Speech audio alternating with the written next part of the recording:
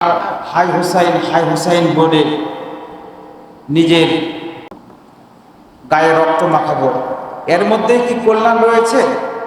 এই মুহররম মাসের যে একটা হৃদয় বিদারক, মুসলিমদের জন্য একটা বেদনাবিদুর একটা দিন কেন সংগঠিত হয়েছিল?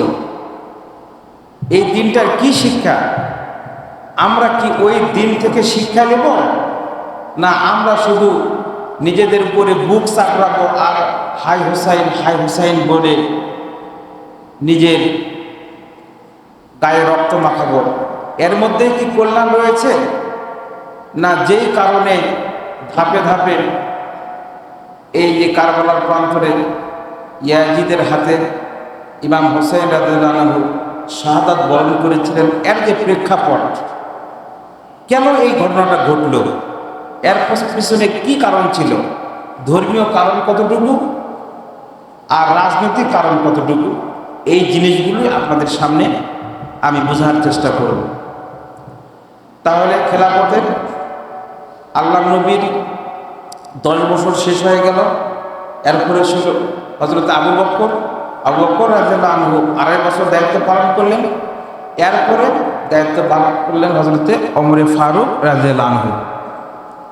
তিনি দায়িত্ব পালন করলেন 10.5 বছর। তাহলে 10.5 আর 2.5 কত হলো? 13 বছর। এই 13 বছর পরে তার পরে মুসলিম ইমারতের, মুসলিম খেলাফতের দায়িত্ব পালন করেন তিনি হচ্ছেন হযরতে ওসমান গনি রাদিয়াল্লাহু আনহু। তাকে জিন্নুর আইন বলা হয়।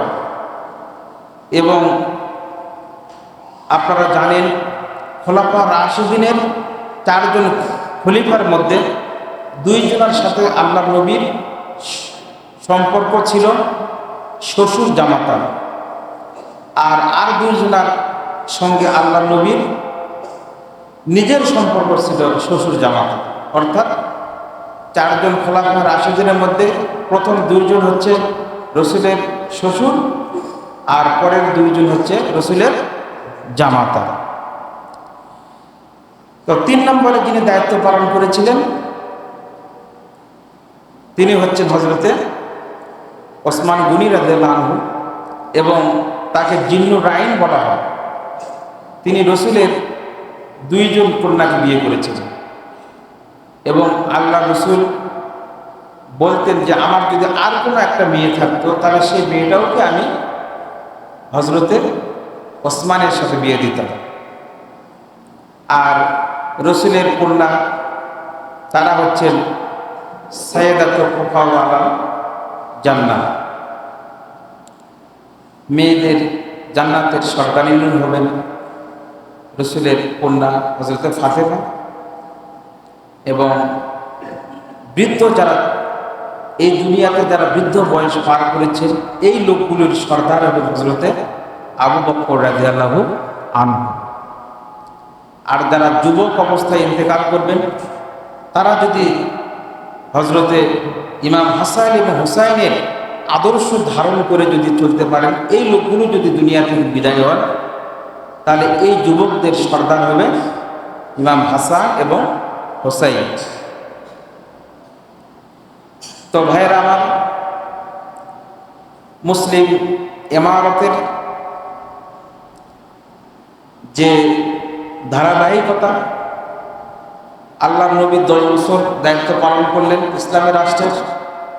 তারপরে হযরত আবু বকর এবং ওমর মিলে 13 বছর। তারপরে আসলেন হযরতে ওসমান গনি রাদিয়াল্লাহু আনহু, তিনি দায়িত্ব পালন করলেন 12 বছর। তাহলে 12 আর এদিকে 13 কত হলো? 25 বছর। তারপরে 4র্থ নম্বর যিনি দায়িত্ব পালন করলেন তিনি হচ্ছেন বিশ্বনবীর জামাতা এবং স্নেহধন্য হযরতে আলী রাদিয়াল্লাহু আনহু। তিনি 2 মাস কম 5 বছর 2 মাস কম 5 বছর, তাহলে প্রায় এই 4 জন খোলাফায়ে রাশেদা মিলে তারা দায়িত্ব পালন করেন মোট 30 বছর। তাহলে 30 বছর আর আল্লাহ নবীর 10 বছর, এই হলো 40 বছরকে ইসলামী খেলাফতের স্বর্ণযুগ বলা হয়।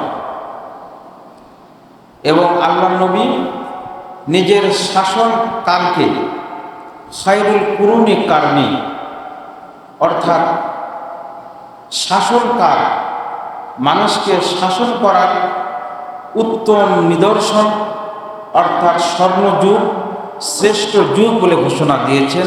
অর্থাৎ আল্লাহ রসুলের পরে এত সুন্দরভাবে মানুষের অধিকার প্রতিষ্ঠা করা এবং কোরআন এবং সুন্নাহ মোতাবেক সমাজ পরিচালিত হলে মুসলমানরা যেরকম লাভবান হয়, পাশাপাশি মুসলিম রাষ্ট্রে মুসলিম অধ্যুষিত এলাকায় বসবাসকারী অন্যান্য যে সমস্ত ধর্মাবলম্বী থাকবে, ইহুদি, খ্রিস্টান এবং হিন্দু, বৌদ্ধ জাতিগোষ্ঠী সকলেই সমান অধিকার লাভ করবে, সমান সুবিধা ভোগ করবে রাষ্ট্রের।